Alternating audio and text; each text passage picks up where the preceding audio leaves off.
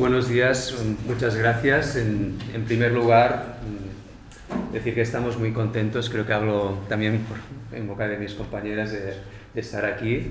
Nos apetecía mucho poder compartir las investigaciones que nos están ocupando en los últimos años con ustedes, poderlo hacer además con la contraparte vasco-navarra, porque éramos muy conscientes que antes que nosotros y durante han habido investigaciones muy relevantes en este sentido y que el fenómeno que nos ocupa a nosotros no es un fenómeno exclusivo de Cataluña, ni mucho menos, y por lo tanto nos parecía que tenía mucho sentido entrar en un intercambio, en un diálogo con nuestros compañeros vasco-navarros, y que el lugar ideal para hacer este ejercicio era el Museo del Carlismo aquí en Estella. Lo hablamos con Pachi, con el profesor Caspístegui. Fue muy fácil toda la relación, ¿no?, para organizar esto también con Iñaki, por lo tanto agradezco mucho todas estas facilidades, el interés que ha habido y evidentemente también pues, el hecho que Iván y que Gorka se hayan sumado porque eran personas que tenían que estar aquí sin duda, y también que el público asistente, que espero que encuentre de interés lo que podemos trasladar desde Cataluña en este sentido. Bien, voy a intentar explicar un poco cómo llegamos nosotros a la temática, y diría que llegamos de distintas formas, quizá una muy alejada en el tiempo, que ni tan siquiera tiene que ver con nuestros intereses en el campo de la historia seguramente, y es que los que estamos sentados en esta mesa ahora procedemos todos de la misma comarca catalana, Osona, en el nordeste, para entendernos, en el interior norte de la provincia de Barcelona, y se da el caso que esta comarca conserva todavía hoy algunos monumentos que remiten a la memoria de la última guerra carlista, la que nosotros llamamos Tercera Guerra Carlista y que para ustedes es la Segunda Guerra Carlista. Entonces quiero decir con esto que hay algunos monumentos que los conocíamos por el simple hecho de formar parte de nuestros entornos vitales, sin que supiéramos al inicio qué significación tenían ni cuál era su origen. Este sería el caso, por ejemplo, del monumento que se ve ahora en pantalla, que es el monumento de los llamados mártires de Collformic. Collformic están en las estribaciones montañosas del Montseny. Esto remite a un episodio de 1874. En enero de 1874, las tropas carlistas, comandadas por Tristany, entran en la ciudad de Vic y precipitadamente sus defensores, que eran un grupo heterogéneo donde había voluntarios, tropa, etc., escapan en dirección sur, intentando buscar refugio en alguna de las poblaciones más cercanas a la costa que estaban bajo control gubernamental. Y en esta huida son interceptados por unas partidas carlistas y un número indeterminado, pero al menos conocemos con nombres y apellidos el caso de 39 personas, son asesinadas cerca de Collformic, en este collado, que de hecho es el punto de inicio de una de las excursiones de senderismo más populares de nuestra comarca. Quiero decir con esto, por lo tanto, que este es uno de los monumentos que ya hace muchos años que conocíamos su existencia, pero insisto, sin atender a su significación por entonces. Hay otros monumentos en nuestra comarca, pero también hay algunos en las comarcas vecinas, por ejemplo en el Ripollès. Seguramente el más espectacular es este panteón que pueden ver ahora en pantalla, panteón o cenotafio de hecho. Se encuentra es una comarca que hay en el norte de Osona, en el Ripollès, el panteón de Laés, que remite a otra masacre de la Guerra Civil. Los hechos son también de 1874, remiten a la batalla del Toix, que Gorka Martín la ha estado trabajando en Cataluña. En la batalla del Toix se hicieron innumerables prisioneros, muchísimos, del bando gubernamental, y parte de ellos acabaron siendo fusilados en grupos distintos. Una parte de los cuales, mayoritariamente carabineros, fueron fusilados en este lugar, en este punto, en 1874, en el verano de 1874, y 5 años más tarde el cuerpo de carabineros erigió este cenotafio en recuerdo a sus compañeros de armas. Una de las lápidas, de hecho, la que se ve en pantalla, pero que es completamente ilegible para ustedes, remite a los hechos de Endarlaza de 1874, donde también fueron asesinados, ahora hablo de memoria y puedo equivocarme, pero creo que son 27 carabineros. Se mencionan aquí expresamente el teniente y sus, creo que son 26 compañeros. Por entonces en Garlaza no había todavía monumento y por lo tanto tuvieron un primer recuerdo público en este espacio. Bien, por lo tanto, este sería un primer impulso que nos llevó a la temática. Esto obviamente reconstruido a posteriori, intentando entender cómo hemos llegado a interesarnos por esta temática. Un segundo impulso completamente distinto es el darse cuenta, a medida que uno se va haciendo un poco más mayor y consciente, de que las guerras civiles persisten en la conciencia de las personas y habitan la vida de las personas muchos años más tarde de que hayan concluido. Caso evidente de la Guerra Civil Española del 36-39, que sigue teniendo una presencia muy considerable en el debate público, por ejemplo, sigue sirviendo para deslindar, digamos, los campos en disputa, por decirlo así, forma parte también de la batalla cultural actual y, por supuesto, también sirve para construir las subjetividades políticas. Entonces, ¿quién nos decía que eso no ocurría también con otras guerras civiles? Por supuesto, el tercer impulso, ¿cuál es? El darse cuenta que hay toda una bibliografía de referencia nacional e internacional que ha hecho de la memoria un objeto de análisis histórico y que además específicamente hay excelentes trabajos que abordan la memoria de las guerras civiles y de las guerras, digamos, también interestatales, si queremos, y que por lo tanto nos servían de referencia y de inspiración para poder hacer alguna cosa que se pareciera. Hay muy buenos trabajos sobre el caso de la memoria de la Guerra Civil Española del 36-39, pero también hay muy buenos trabajos internacionales sobre las guerras mundiales, pero también sobre el caso de la Guerra Civil Americana, sobre la Guerra Franco-Prusiana, etcétera, etcétera. Y nos dimos cuenta que eran muy escasos, y siguen siendo muy escasos de hecho, los trabajos que se ocupaban específicamente sobre la memoria de las guerras carlistas. Porque trabajos sobre la memoria de la cultura política del carlismo o trabajos sobre la cultura política del liberalismo dedicados específicamente a la memoria sí hay y había con relativa abundancia, pero que se dedicaran concretamente a intentar entender qué lugar ocupaban las guerras en esa memoria siguen siendo la verdad muy escasos. De hecho, cuando nosotros empezamos con esto, uno de los primeros trabajos que salieron, que superaban el caso particular y analizaban más de un caso comparativamente, es el que publicó el compañero Gorka en 2023, diría, en Pasado y Memoria, si no me falla ahora la memoria. Por lo tanto, por eso decía que había una gente que había empezado a trabajarlo un poco antes y, por ejemplo, Pachi sin duda pues sería un caso, y otros que hemos estado trabajando prácticamente en paralelo sin saberlo, y por lo tanto también tenía mucho sentido que nos encontráramos un día aquí hoy para compartir y para hablar. Bien, por lo tanto, esto sería un poco el triple impulso que nos lleva a interesarnos por esta cuestión y constatar, lógicamente, que había un vacío que podíamos intentar contribuir a resolver. Bien, mi intervención hablaba de campo de batalla y luego de guerra de memorias, más o menos en estos términos.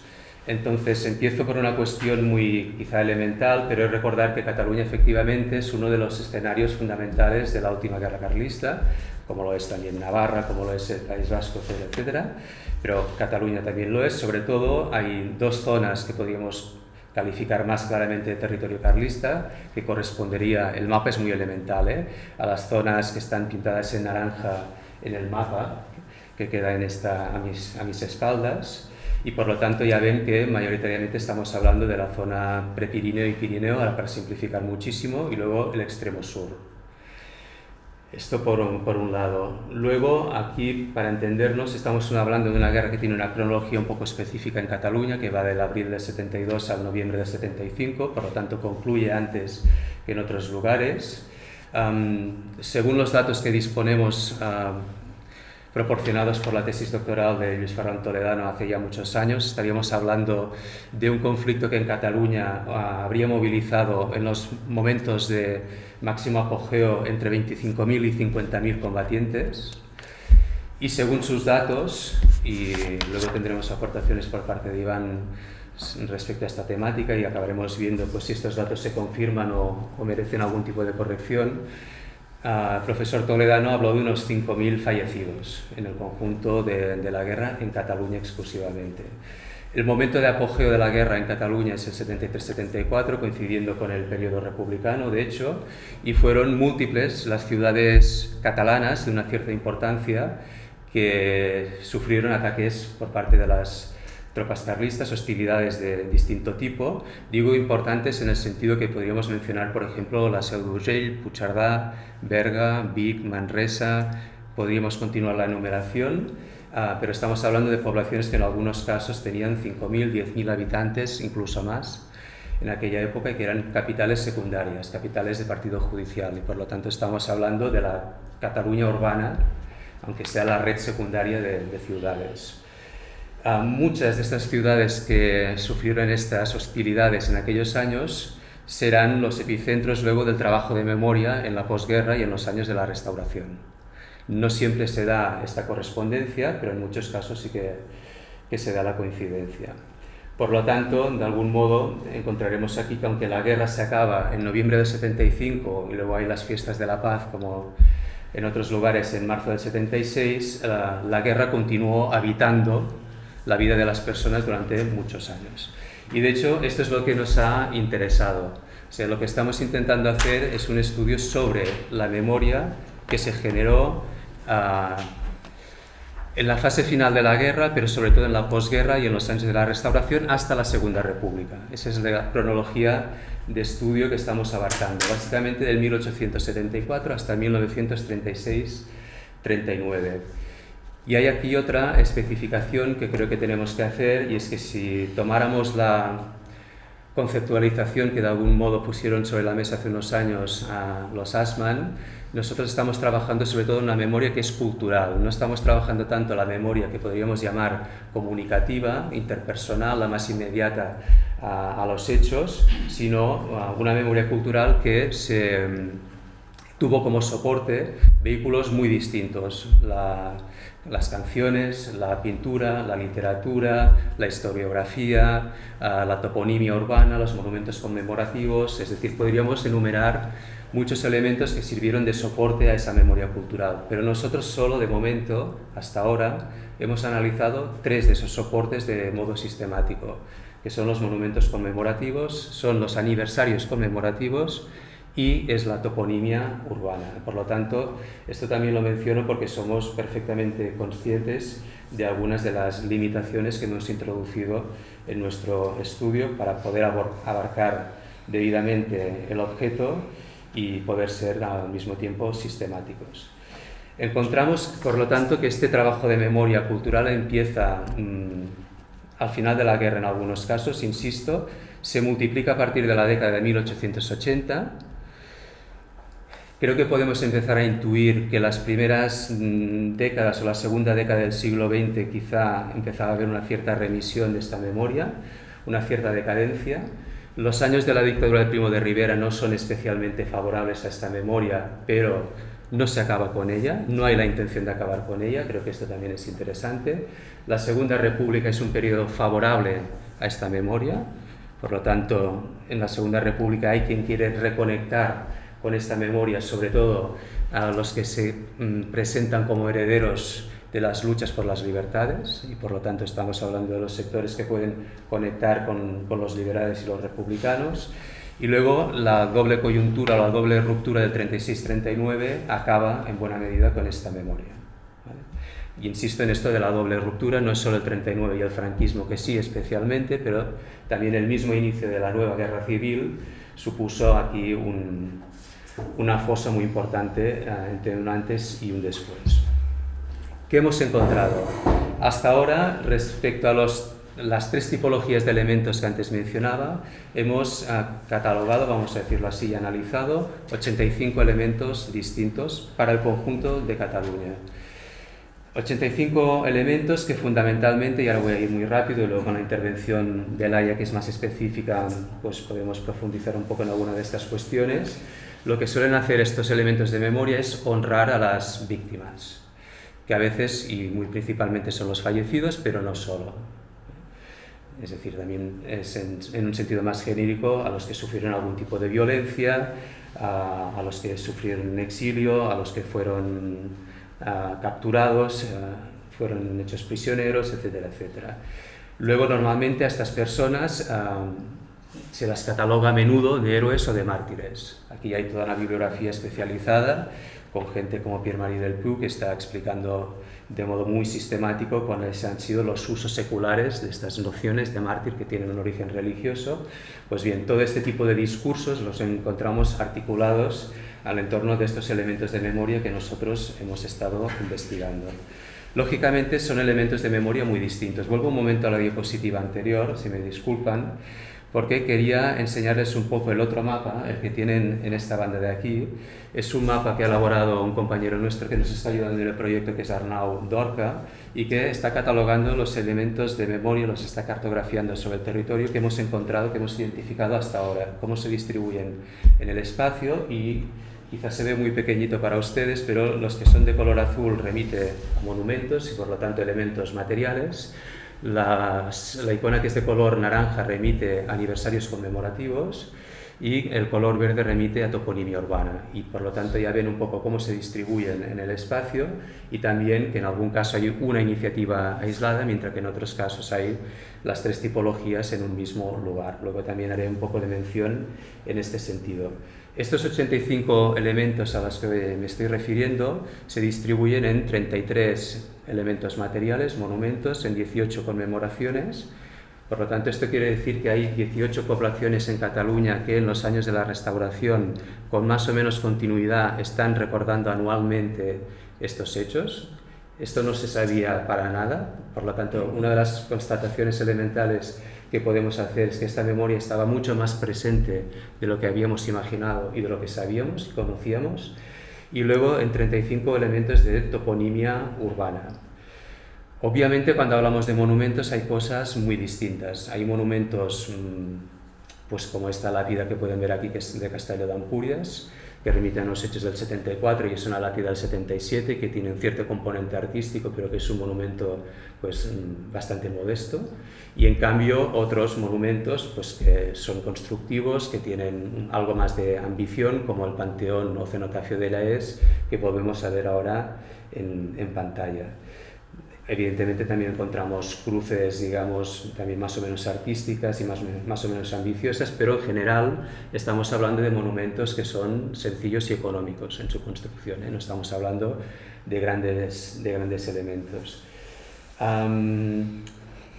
Otra cuestión que me parece que es importante recalcar es que no es lo mismo que los monumentos se ubiquen en el cementerio o que se ubiquen en lugares centrales del espacio público urbano.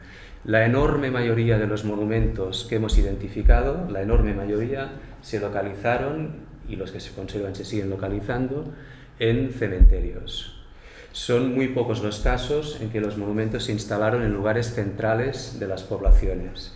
Incluso, como veían antes, en el caso del Cenotafio de Laes, no es en un cementerio. Se podría decir que es el espacio público, pero hay que decir que es en un lugar muy aislado, está lejos de cualquier población, y las poblaciones que hay cercanas son poblaciones pequeñas, y por lo tanto está completamente alejado del tránsito de la vida ciudadana, digamos, ordinaria. El caso de Tortellà, que remite a esta fotografía que de hecho estaba incluida en el banner de esta actividad. Tortellà es una población de una comarca también cercana a la nuestra. Es muy significativo porque en 1880 por primera vez se celebra un aniversario conmemorativo para recordar lo que allí se conoce como la crema, es decir, la quema del pueblo por parte de los carlistas, y entusiasmados por el éxito del acto y también bajo los auspicios de los republicanos de otros lugares de Cataluña que habían ido ahí de acuerdo con sus respectivas agendas políticas, se animaron a improvisar la construcción de un monumento. Pusieron la piedra fundacional en aquel mismo momento en la plaza pública. Spoiler, eso no acabó funcionando, entre otras cosas porque pocos años más tarde en la población hay un alcalde carlista de apellido Puigvert, pero nada que ver con nuestro colega, que retiró esta piedra fundacional, ordenó retirarla, y el monumento acabó construido, sí, pero muchos años más tarde y en el cementerio. Y esto es tremendamente significativo porque lo que nos está indicando es que esta era una memoria incómoda. Son memorias incómodas connotadas políticamente. De hecho, el mismo monumento de Tortellà fue vandalizado al menos en 2 o 3 ocasiones en los años de la dictadura de Primo de Rivera y luego en 1939 definitivamente destruido. Por lo tanto, aquí tenemos un ejemplo clarísimo de cómo es una memoria incómoda. Lo que vemos ahora en pantalla son 2 monumentos, todo es relativo, pero si tenemos en cuenta cómo son la mayoría de los monumentos que hemos identificado, pues de los más ambiciosos y que remiten a la población de Puigcerdà, que en este caso pues presenta algunas particularidades que luego voy a intentar comentar un poco. Aquí sí que encontramos un monumento dedicado al brigadier Cabrinetti, que está en la plaza homónima, que era la antigua Plaza Mayor, por lo tanto la plaza más importante de la población, y otro monumento, este obelisco, dedicado a los asedios que sufrió Puigcerdà en el 37, en el 73 y en el 74, que está en la otra plaza que se ha acabado convirtiendo en la más importante de la población, sustituyendo a la anterior. Por lo tanto, aquí sí que los 2 lugares centrales de la población tienen 2 monumentos relativamente ambiciosos. Y yo siempre recalco que además esto se da en una población en los Pirineos que tiene por entonces unos 1.500-2.000 habitantes como mucho. Y además son monumentos construidos en el año 1880 y 1883. Si miráramos la cronología en que empieza a proliferar la llamada monumentomanía, son monumentos que se construyeron en un momento muy temprano para nosotros. Entonces creo que esto es tremendamente significativo. Bien, sigo un poco mis notas para no perderme. Sí, otra cuestión. Puigcerdà, sigo con este hilo, acumula, quizá si no me corrigís, estos 2 monumentos son los más destacados, pero tenía además una lápida en la fachada del ayuntamiento que también remitía a esta memoria, 5 calles, creo recordar de memoria en el nomenclátor, que remiten a estos hechos, una conmemoración que empieza en 1874 y se celebra con continuidad prácticamente absoluta hasta el año 36. Creo que solo hemos identificado un año durante la dictadura de Primo de Rivera que no se aprueba la manifestación, pero por lo tanto durante 60 años se celebra con continuidad. Era, junto con la fiesta patronal, la gran fiesta de la población, por lo tanto tiene una centralidad enorme, y además había muchos otros elementos que ahora no puedo comentar que contribuían a construir esta memoria cultural, hasta el punto que en Puigcerdà, pareciéndose un poco en pequeño y queriéndose parecer deliberadamente un poco en pequeño, me parece un caso parecido al de Bilbao, donde se construye una memoria liberal que aspira a ser un patriotismo, una identidad local, y que goza de una transversalidad muy considerable, que es algo que no se da en muchos otros de los casos que hemos estado analizando, donde esas conmemoraciones o esas iniciativas suelen ser capitalizadas por una cultura política concreta, o en los primeros años quizá por un par de culturas políticas, por los liberales y por los republicanos. Y sobre todo lo que encontramos, y aprovecho ahora también para decirlo, es que a medida que pasan los años, pero no tienen que pasar muchos, la última década del siglo XIX ya es muy evidente, son los sectores republicanos los que tienden a hegemonizar todas estas iniciativas. Es decir, los republicanos, en el fondo, serán los únicos que en Cataluña, finales del siglo XIX y principios del XX, están reivindicando desacomplejadamente para sí la tradición revolucionaria de lucha por las libertades y, al menos retóricamente, digamos, este discurso de la muerte útil por motivos políticos. Mientras que los monárquicos, vamos así a decir dinásticos, muy tempranamente ya abandonan este tipo de discursos. ¿Vale? Por lo tanto, esta sería también una de las características que creo que está quedando muy clara en los estudios que estamos llevando a cabo. Hay otras poblaciones en que solo hay una iniciativa y completamente aislada. Se me ocurre ahora de memoria el caso de Tarragona. Tenemos identificada una cruz en 1912, relativamente monumental, en el cementerio, donde los carlistas tributan un recuerdo a un combatiente propio. Pero en Tarragona no se genera ningún tipo de memoria cultural más allá de esta iniciativa. Por lo tanto, por eso digo que hay mucha diversidad según los casos que consideráramos. Vale, unos últimos apuntes y con esto acabo, un par de apuntes solo. Y me voy aquí y luego explico por qué estoy proyectando estas imágenes. De los 85 elementos que hemos identificado hasta ahora, solo 5, o sea, 5 respecto a 80 para entendernos, los podríamos asociar de una forma clara a la cultura política carlista. ¿Qué quiero decir por esto? Que los otros 80 elementos, si tuviéramos que jugar a las clasificaciones, que siempre sabemos que es un juego peligroso y no tan fácil, eso de ir poniendo etiquetas y simplificar, pero tendríamos que asociarlos más bien con iniciativas liberales, republicanas, gubernamentales, etc.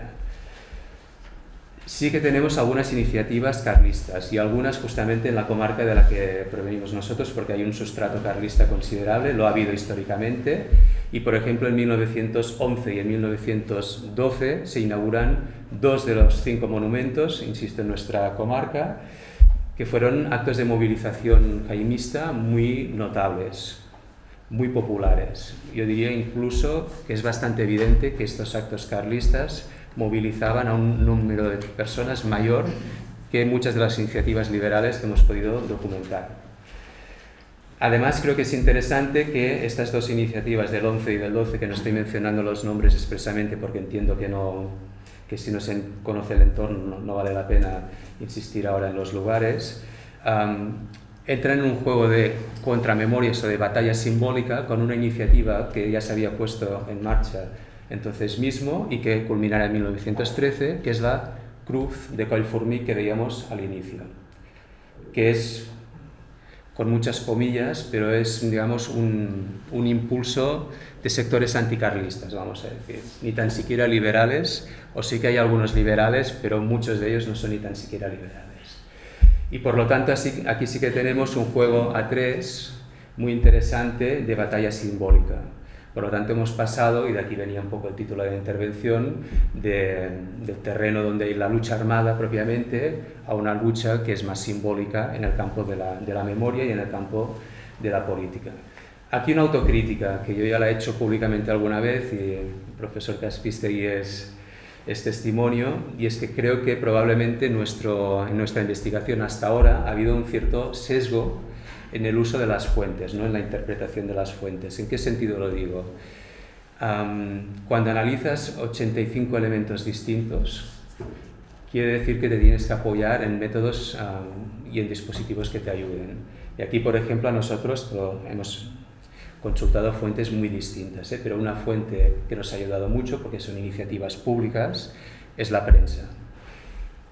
Y hay muchísima prensa, vamos a decir así, oficialista, liberal, republicana, etcétera, digitalizada y que por lo tanto permite búsquedas masivas, sistemáticas, ¿no? y precisas, y en cambio no hay prácticamente prensa carlista, además de que hay mucha menos, pero prácticamente no está digitalizada.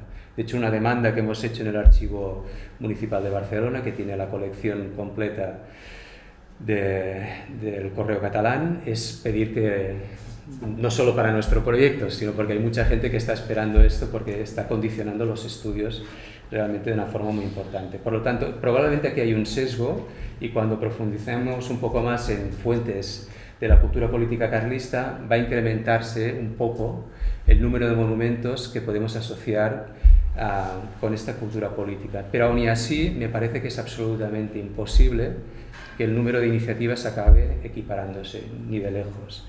Entonces esto a mí me genera una pregunta, que es una pregunta, y no es retórica, sino que estoy buscando luego, cuando haya la mesa redonda, a ver si podemos encontrar algunas claves explicativas de por qué se da esto.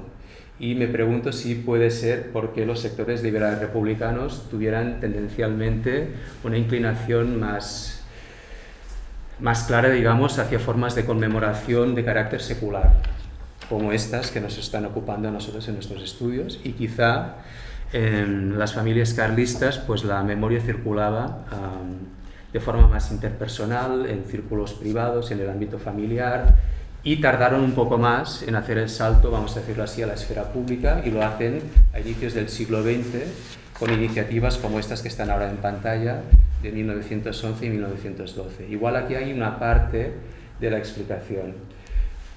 No sé, y es una pregunta, francamente, si Esto nos podría indicar también que los sectores, incluso republicanos, tuvieran algo más de facilidad en Cataluña para proyectar sus iniciativas que los carlistas. Pero esto no estoy para nada seguro, porque más bien se ha dicho siempre lo contrario.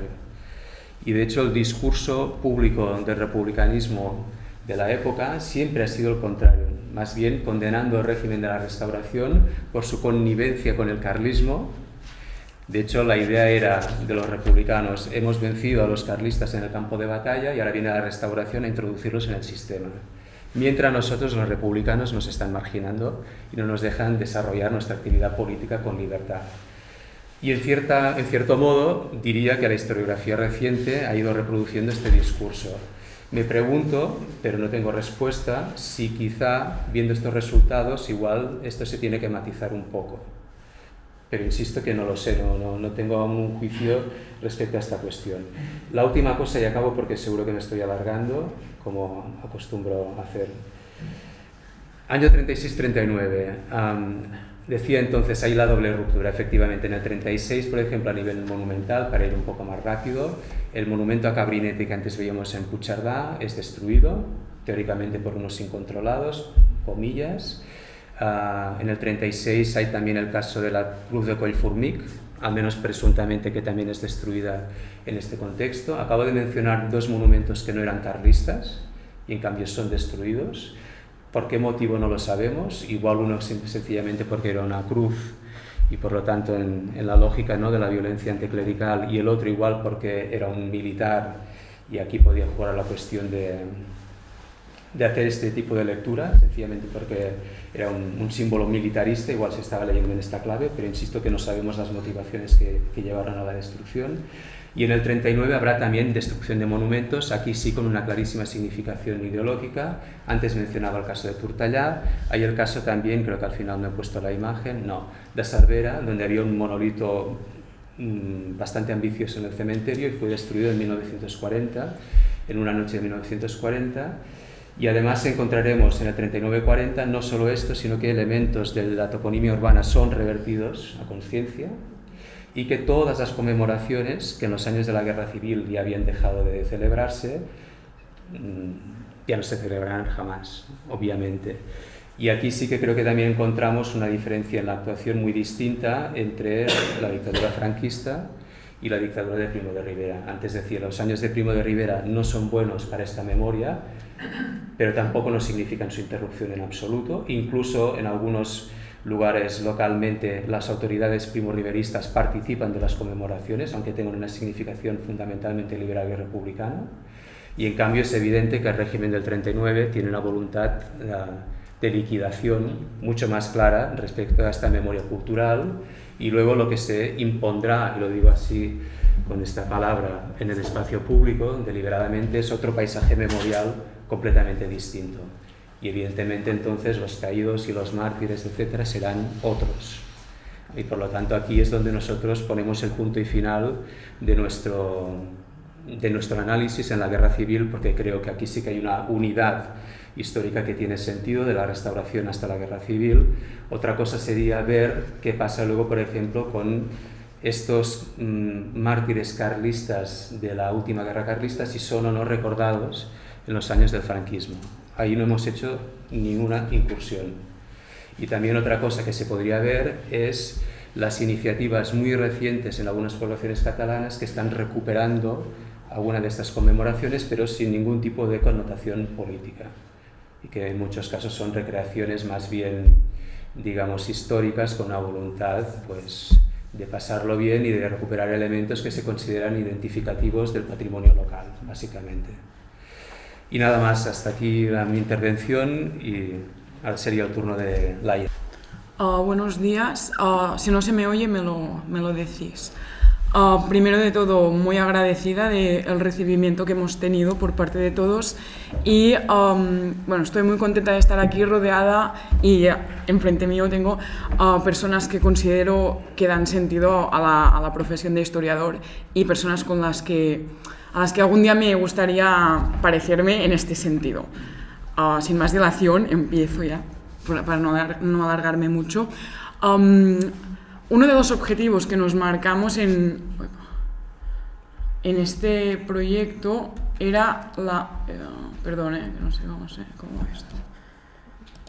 Era la inclusión de las perspectivas de género y de historia de las mujeres, sobre todo en el análisis y la interpretación de todo lo que acaba de comentar David. Luego, un poco lo que vengo a hacer yo es una pequeña muestra de las líneas generales de lo que estamos encontrando en este sentido y también a detectar un poco muy por encima todo. Evidentemente no se puede comentar todo lo que hemos encontrado porque no hay tiempo. Un poco detectar las posibles líneas de investigaciones futuras en estos términos, ¿no? De la historia del género y de la historia de las mujeres.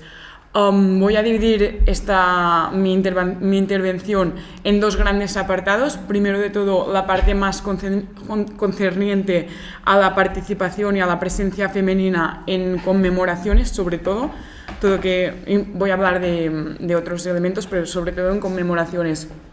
Y luego ya una parte más de análisis simbólico-narrativo de la construcción simbólica y alegórica que se hace de las mujeres y de los hombres, todo evidentemente relacionado con la memoria de esta última guerra carlista en Cataluña, porque es lo que estamos estudiando.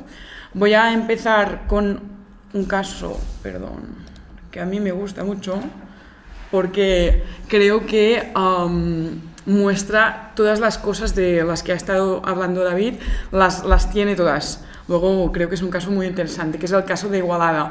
En estas conmemoraciones que comentábamos, la parte principal solía ser la lectura de discursos y la ofrenda floral en estos monumentos, ¿no? Había una manifestación que normalmente se desplazaba hacia el monumento, se leían unos discursos y se hacía una ofrenda floral.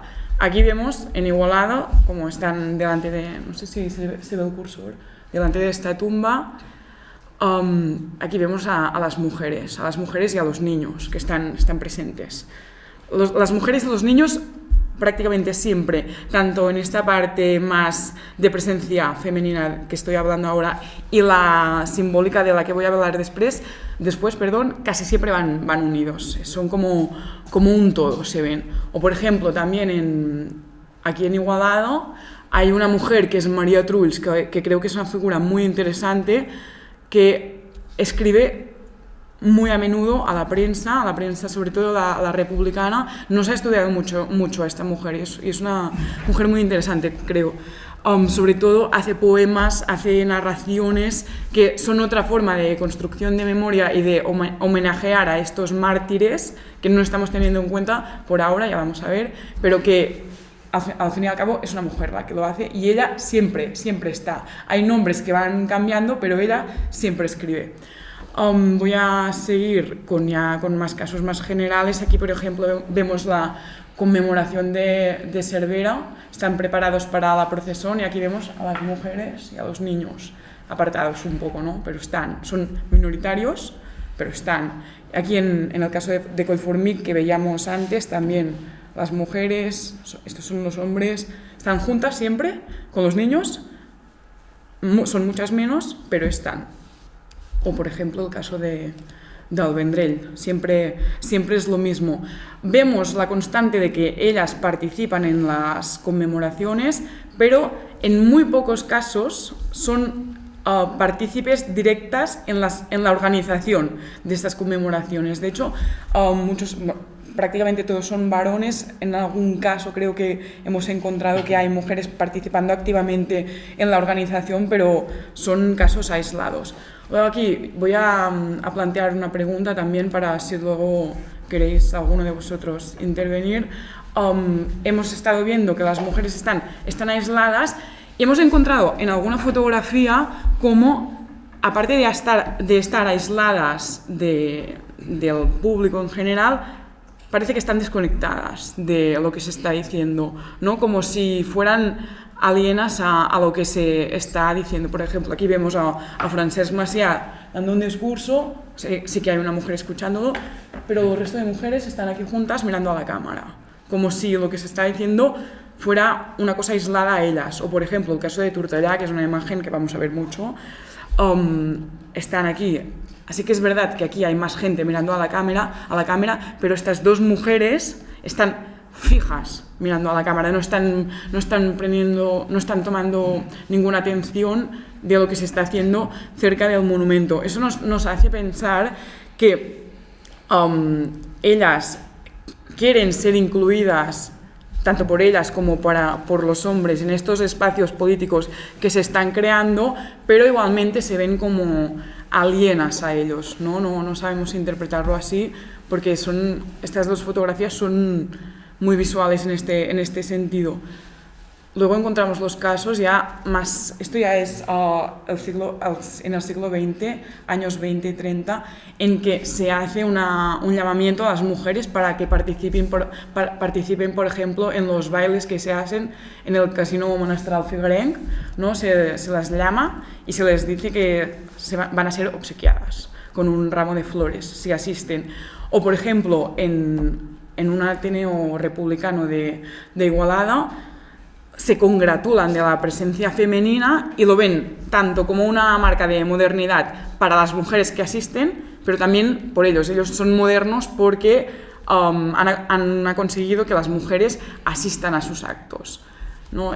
También vemos, por ejemplo, cómo celebran la presencia de mujeres y de niños en las conmemoraciones.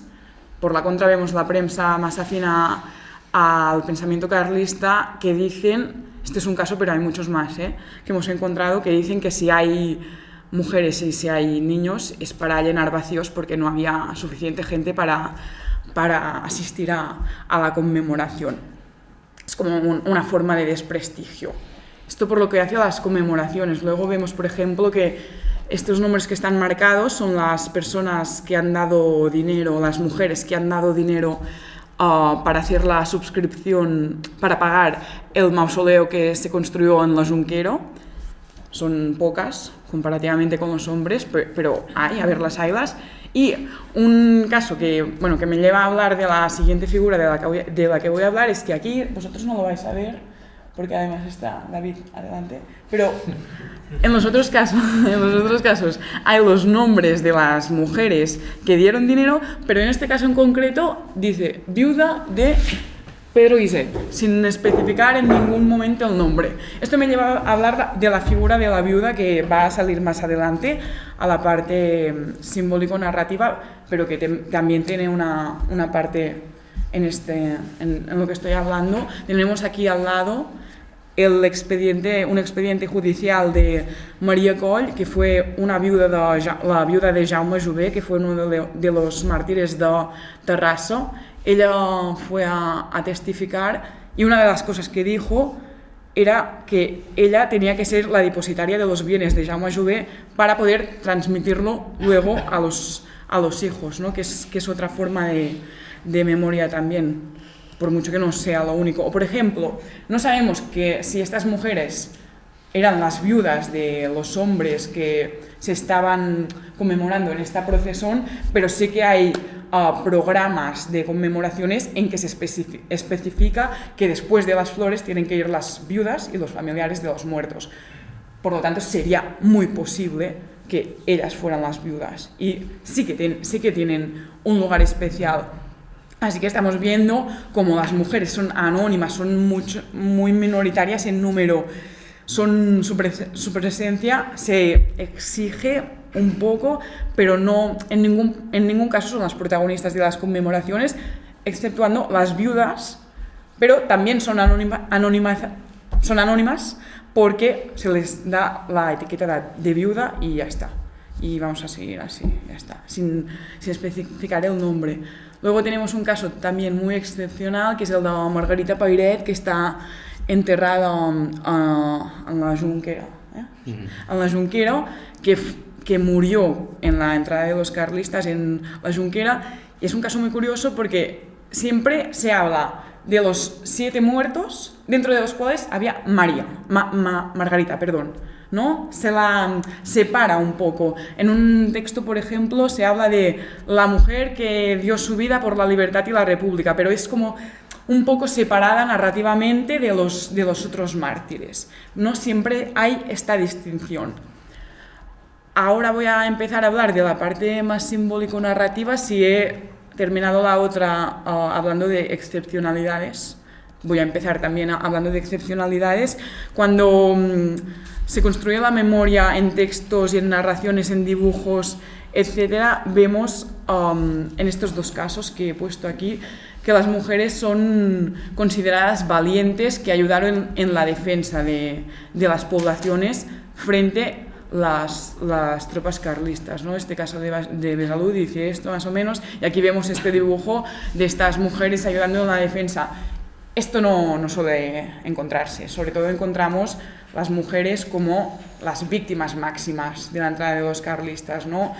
Se habla de mujeres que sufren, de niños que lloran, de ni los llantos de las mujeres ni los niños deturaba la entrada de los carlistas, ¿no? Son las personas que máximamente reciben esta violencia. En esta línea vemos como si ellas son las que reciben la violencia, la ciudad, el pueblo, también es quien recibe la violencia, por lo tanto, la ciudad, el pueblo, lo que sea, es una mujer. No es ahí esta alegoría de la patria, la ciudad, como mujer que llora y que, pobre, que le están matando a los hijos, ¿no? Aquí, por ejemplo, claro, si hay madres, hay hijos, ¿no? Los beneméritos, hijos de Igualada, por ejemplo, encontramos aquí. O Igualada, en este caso, por ejemplo, que se muestra como la máxima viuda, la máxima víctima, la madre de todos ellos.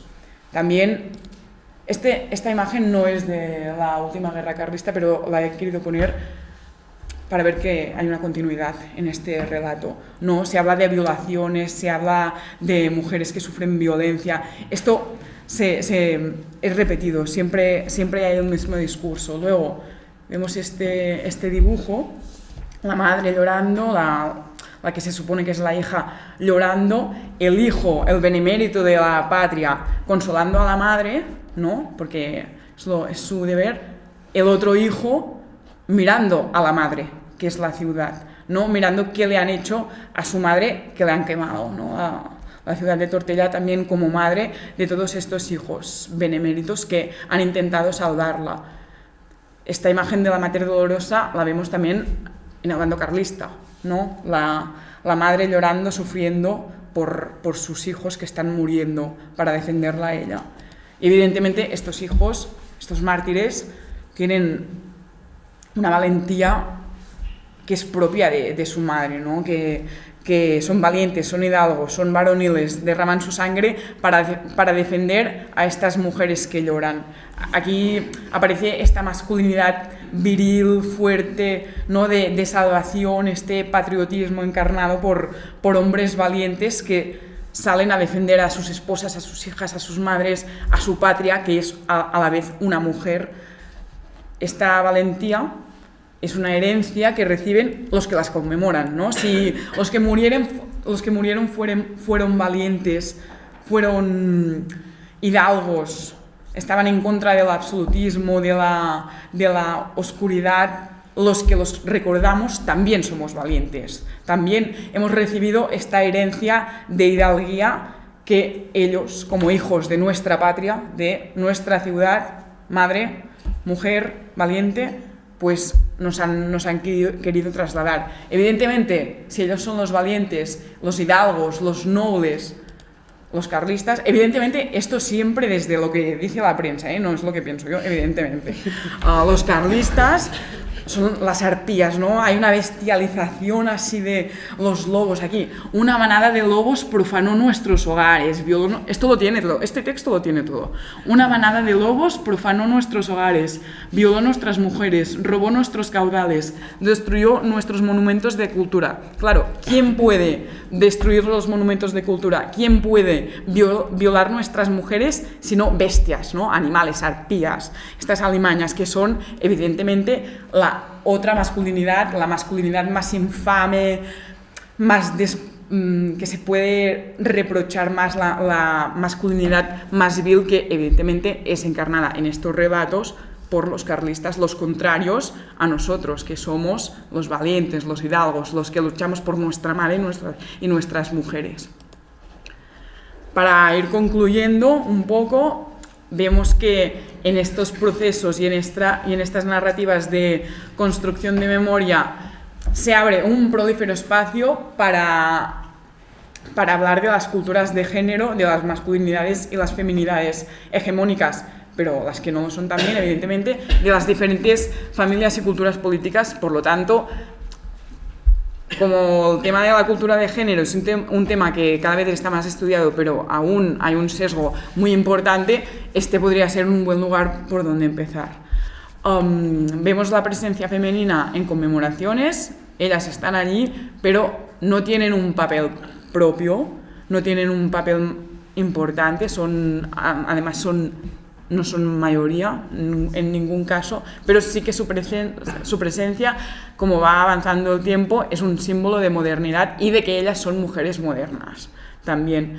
Y para concluir ya con todo, ¿no? Es lo que sería al final, es una utilización política de las mujeres en toda regla, en todos los casos. El sufrimiento de las mujeres es el sufrimiento de un pueblo, tanto si son las viudas como si son las madres violadas, como si son las hijas, ¿no? Lo que ellas sufrieron es lo que sufrió todo el pueblo. Y vemos aquí ya para acabar, para recordar esto que acabo de decir, las mujeres y los niños, que son, recordemos, un todo, son las víctimas máximas de esta violencia, son protegidas y respetadas por la comunidad. Por eso los hombres viriles las defienden en todos los casos.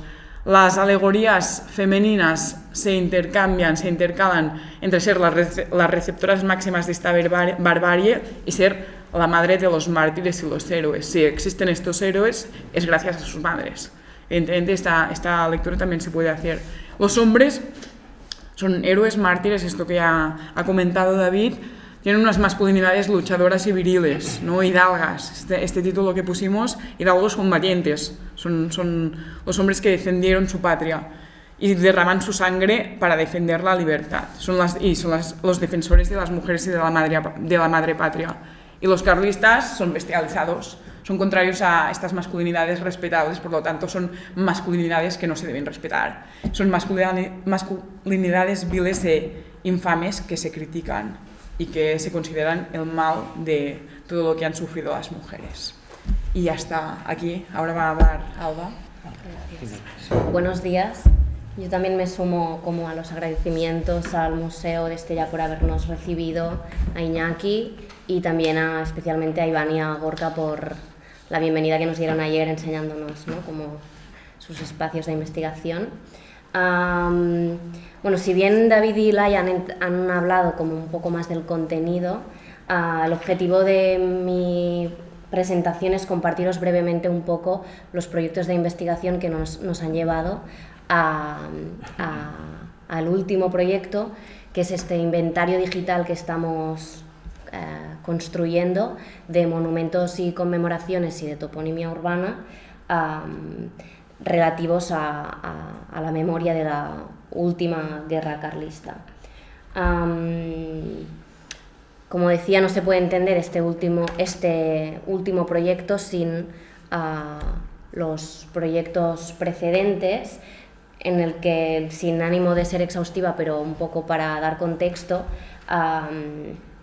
el primer proyecto se inició en 2023 y era un proyecto que estaba financiado parcialmente por el Instituto Ramon Muntaner, que es de ámbito catalán, y varios centros de estudios locales en los que nos ayudaron económicamente y permitieron hacer como esta primera prospección de la memoria en las dos comarcas de las que ha hablado David, que son Osona y el Ripollès.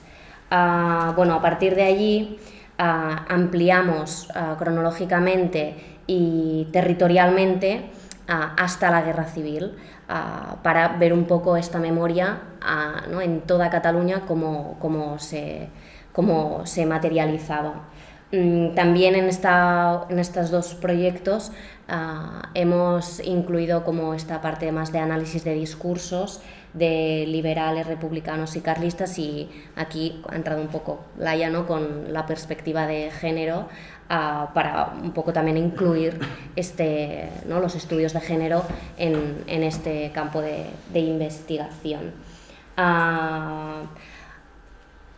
Del primer proyecto salió un audiovisual que luego, si todo funciona, os voy a compartir, y de estos 2 últimos también estamos elaborando un audiovisual a nivel de Cataluña que todavía está en el horno, y finalmente pues este inventario digital, que es un proyecto en el que tenemos la intención de poder volcar todos los contenidos que hemos recogido respecto a monumentos, conmemoraciones y toponimia urbana de toda Cataluña.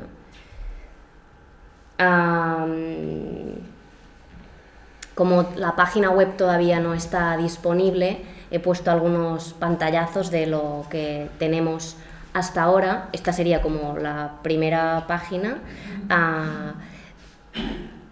y aunque no se ve muy bien, así se vería, ¿no?, como la parte más de abajo de la búsqueda simple, en la que hemos incluido un mapa que está georreferenciando, que ya lo ha mostrado parcialmente también David, a todos los monumentos y conmemoraciones y la toponimia urbana en toda Cataluña, en diferentes colores, y creo que en esto lo he ampliado un poco para que se vea mejor, pero luego en una búsqueda simple el usuario, vamos a decir, va a poder consultar monumentos y le saldrán todos los monumentos, las conmemoraciones y la toponimia urbana, y podrá en esta búsqueda simple también añadir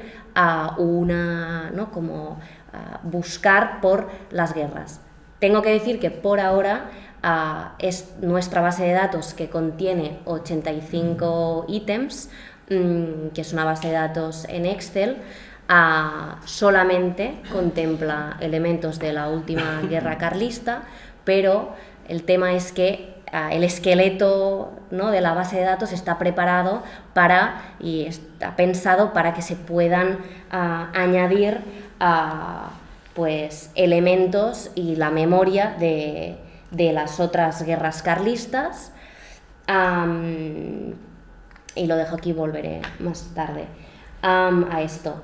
En la elaboración de este inventario digital, evidentemente han participado historiadores, también un geógrafo, que es el que nos está georreferenciando los ítems, una arqueóloga que se encarga de inventariar, describir la materialidad de estos objetos, y una cosa que me parece muy importante destacar, que es registrar el estado de conservación para poder conocer también el grado de protección que tienen estos monumentos y alertar, si fuera necesario, de una intervención por parte de la administración o a quien sea, ¿no?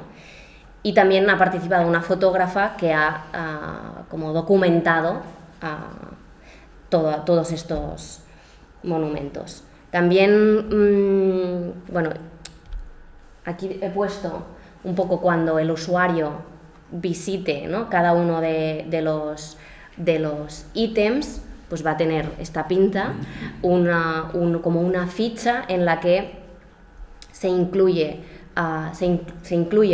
varias fotografías históricas, actuales, hechas por esta fotógrafa, y documentos de archivo que creemos que son sugerentes para entender el ítem que sea. Una parte, esto será parcialmente diferente, pero bueno, una parte de aspectos formales, una descripción de la arqueóloga y los datos históricos que ayudan a conocer el contexto, no solo el contexto bélico, sino esta guerra de memorias de la que hablaba David, y eso, ¿no? Y luego también más abajo, evidentemente, la bibliografía que hemos utilizado, la bibliografía, una parte de agradecimientos, porque en muchas ocasiones contamos con fuentes de archivos personales, o parcialmente hemos podido construir un poco la evolución de este monumento a partir de una memoria oral que nos ha indicado en qué momento se podría haber destruido, cosa que muchas veces las fuentes escritas no lo recogen.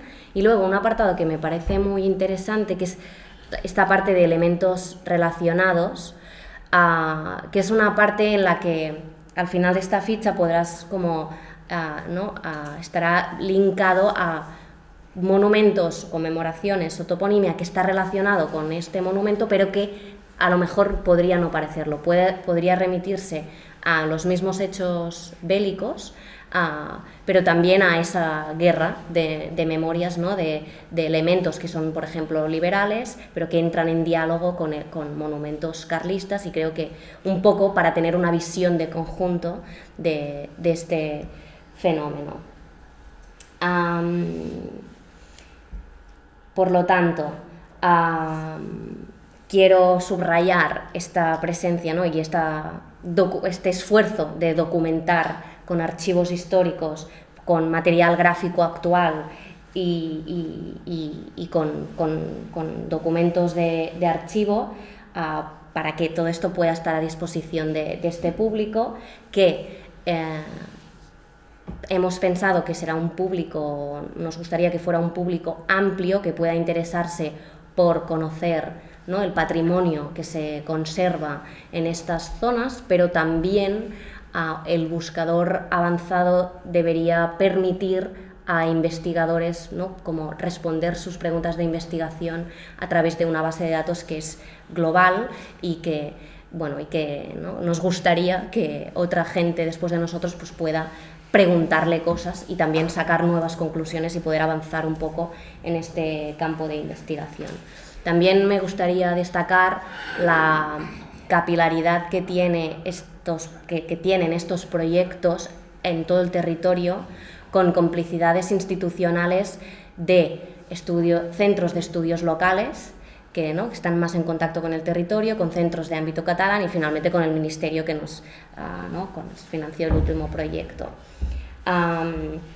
También esta página web va a tener como un apartado en el que que será como una vía abierta de comunicación entre la ciudadanía y nosotros, porque muchas veces pues el estado del monumento puede cambiar, nos hemos encontrado, ¿no? que en 2023 fotografiamos un monumento y al cabo de un año pues había sufrido como, ¿no? que se había caído una cruz, sí, o lo sacaron. Sí, sí, hubo como, y creemos que esta bustia buzón nos puede servir como de vía de comunicación con la ciudadanía para poder tener esta base de datos actualizada. Y para terminar, como ya he anunciado, es una base de datos que tenemos pensado que tenga como un crecimiento tanto geográfico, porque somos muy conscientes de que es un fenómeno que no es exclusivo de Cataluña y por lo tanto nos gustaría mucho poder incluir monumentos, conmemoraciones y toponimia del País Vasco y Navarra, por ejemplo. También ampliar cronológicamente y sobre todo, ¿no? contemplar también las iniciativas que hay durante la Segunda República. Y finalmente creemos que una vía de crecimiento sería añadir nuevas tipologías que vayan más allá de los monumentos, conmemoraciones, que sería incluir toda esta memoria que se materializa en canciones, por ejemplo, que al final también son un patrimonio que ¿no? lo entendemos en la misma lógica. También, por ejemplo, espadas, ¿no? o otros objetos que fueron objetos de memoria de la Tercera Guerra Carlista. Evidentemente, si se produce este crecimiento, si bien ahora la base de datos y la página web está pensada está en catalán, pues nos gustaría poder traducirla y que también haya como una versión en castellano para poder facilitar, ¿no? como la comprensión. Y sin más dilación, ahora quería compartiros una muestra de uno de estos proyectos, que fue la elaboración de un audiovisual que, a ver si aquí puedo, en el que mostramos pues, los casos de Osona y el Ripollès, que es un audiovisual que tiene un poco esta intención de poder ser utilizado como material didáctico en las aulas universitarias y también un poco para poder transferir este conocimiento a la ciudadanía en general. Está en catalán, pero hay los subtítulos en castellano. A ver si...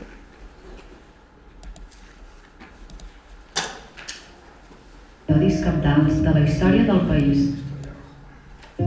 Un dels episodis cabdals de la història del país durant el segle XIX és la Guerra Carlina, que va desenvolupar-se entre 1872 i 1876. Aquest conflicte va ser la darrera baula d'un llarg cicle de guerres civils, en què la contrarrevolució armada va desafiar l'estat liberal espanyol. Catalunya en va ser un dels escenaris principals i l'àrea corresponent a Osona, el Ripollès i els territoris veïns un dels epicentres. Ja en el període de la restauració borbònica, a partir del darrer quart del segle XIX, diversos agents van promoure en aquestes contrades l'erecció d'alguns monuments commemoratius dedicats als caiguts en episodis violents recents. La majoria tenien com a objecte homenatjar les víctimes d'algunes destacades matances carlines, però també n'hi va haver de promoguts per la militància carlina per honorar els seus caiguts i reafirmar la fe en els seus principis. Entre els monuments podem esmentar l'encara present a la parròquia de Lleers, a l'actual municipi de Ripoll. Va ser inaugurat el 1879 per iniciativa del Cos de Carabiners, en homenatge a les dotzenes de membres del cos que van ser afusellats el 17 de juliol de 1874, prop d'aquell indret, per ordre de Savalls i altres capitostos carlins. La major part dels assassinats a Lleders havien estat fets presoners uns mesos abans a l'acció armada que coneixem com la Batalla del Toix. També van patir la mateixa sort un centenar de militars, presos en idèntiques circumstàncies i afusellats el mateix dia, en aquest cas en terrenys del Mas Caramelles, al terme de Sant Joan de les Abadesses. Els cadàvers van ser conduïts posteriorment al cementiri de la Vila. El 1890, per iniciativa de l'Exèrcit i la Capitania General de Catalunya, es va erigir, ja al cementiri nou, un mausoleu monumental encara existent. Arran d'aquesta iniciativa, es va determinar erigir també un monument senzill en el lloc on els militars havien estat assassinats. Es tracta de la coneguda com a Creu dels Afusellats.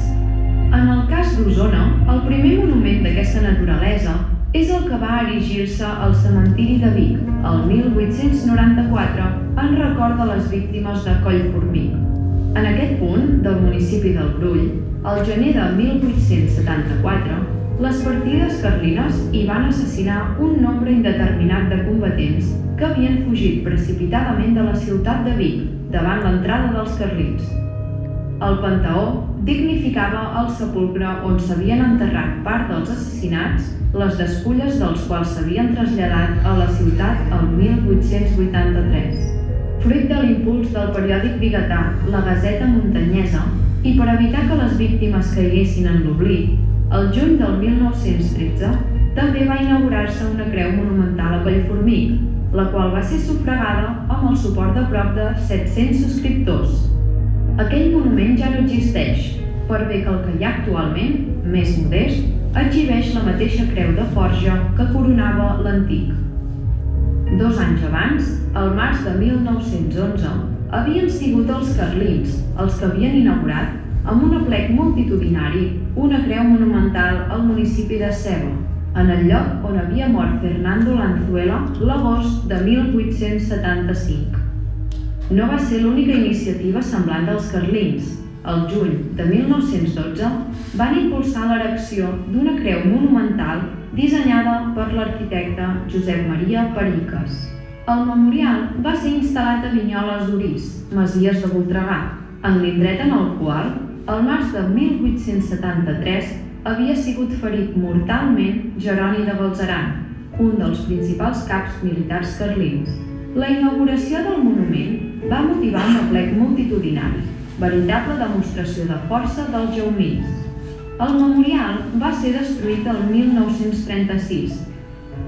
El 2003 es va erigir una nova creu monumental que un llamp va arruïnar uns anys més tard. Avui, tots aquests memorials tenen un indubtable valor patrimonial.